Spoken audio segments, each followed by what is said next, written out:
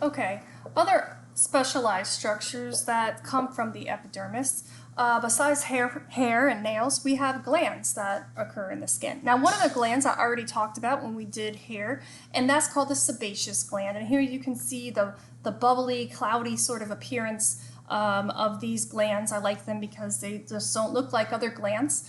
And they're usually close to hair follicles. So although this isn't a longitudinal cut through a hair follicle, I can still see the orangish, yellowish color of the keratin on the inside. These are also hair follicles cut in cross section. And so I would look for these sebaceous glands next door. And that's in contrast to other glands like these glands here, although it's a ring of cells, epithelial cells, and there's a lumen inside. They don't look as big, pale staining, and frothy as these other glands do. So I know that these aren't sebaceous glands. We have several different types of glands in the skin. And so the sebaceous glands is going to be associated with the hair follicle, and the opening of the canal that brings the secretions into the hair follicle is called the pilosebaceous canal.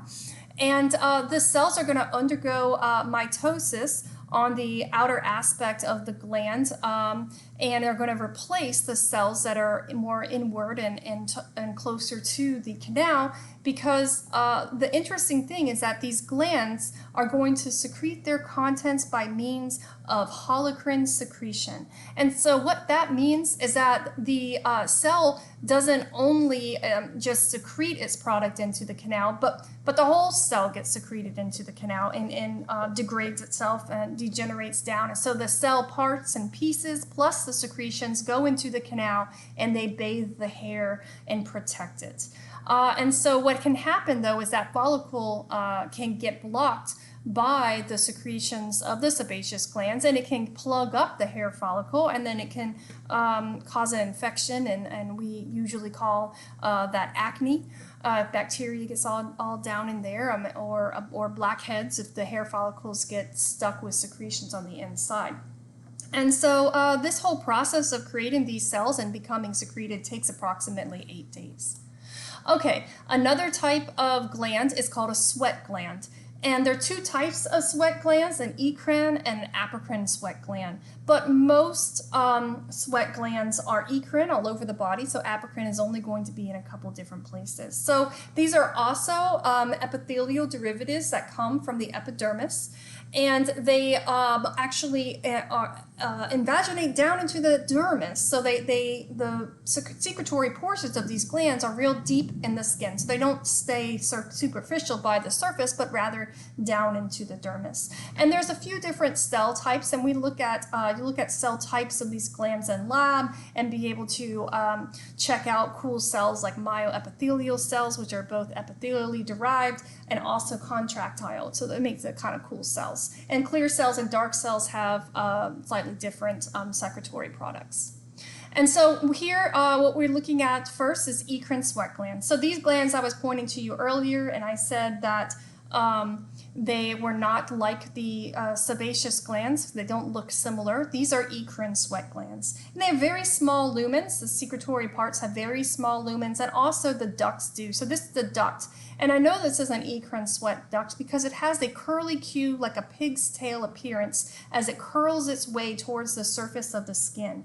And that's different from other types of ducts that go to the hair follicle or apocrine ducts. And so because of its characteristics, I'm gonna call this the secretory portion of a eccrine sweat gland, and I think this is the duct of the eccrine sweat gland. And so a lot of sweat glands in your body, all over your body, are eccrine sweat glands. And they respond to sympathetic innervation. Interestingly enough, they have cholinergic nerve endings, and so that kind of, they stand out there. And so they can be in response to increases of temperature can make you sweat, and also just stress. So the sympathetic autonomic response to stress. It's pretty cool. All right. And so here is another different type of slide where you can see lots of examples of sweat glands. Here's secretory portions. Here I have ducts with their darker staining, secretory portion. Here I have ducts, I have secretory portion, and then here are ducts, and then here's a long duct as it goes towards the surface. And so a lot of little scatterings when you look at slides of skin and all these little splotchy things that you see. If you look up close, it's either a blood vessel, if you see smooth muscle wrapping around, and if you don't, and it looks like cuboidal cells that are in a circle with a lumen, then it's most likely an eccrine sweat duct. I mean, the darker one's a duct, and the lighter colored ones will probably be the secretory portion. And so the secretory part is going to have different cells when we examine it and look at it in lab. So you'll see like clear cells that are lighter and darker, and you'll also see on the outside of the secretory portion these longer, elongated myoepithelial cells that contract and help expel the secretory products of the gland. But the duct part mainly has cuboidal epithelium. You'll start to see some of them are stratified, more than one layer, which is a very unique kind of epithelium in the body, and you're not going to see any myoepithelial cells. In eccrine sweat glands, one thing that stands out and is different from apocrine is that in the duct, it can absorb some sodium, and so it helps retain sodium in the body. Whereas the apocrine ducts do not modify the components of the secretory products of the gland itself. So this is a little bit of a different. And you probably can guess that sweating is one of the ways that the body deals with thermoregulation. So increases the temperature, and you have sweat so that it evaporates and takes some of the heat away. Okay, the other kind of sweat gland is called an apocrine sweat gland, and it's only located in a few areas in the body: the axillary region, so the armpits, the perineal region, and actually, funny enough, the eyelids. I mean, we'll get there eventually. And so the development of these glands, though, are reliant upon sex hormones, and so that's why when you're a kid, you don't need to wear deodorant. It's because your apocrine sweat glands in your axillary region aren't really producing any products and to grow bacteria off of, and you don't have stinky armpits. But once you go through puberty, the sex hormones kick in, and you start to make secretions in your apocrine sweat glands, and now you need to wear deodorant if you'd like to do that to ward off any bacteria growing and producing an odor. And so apocrine sweat glands also produce pheromones.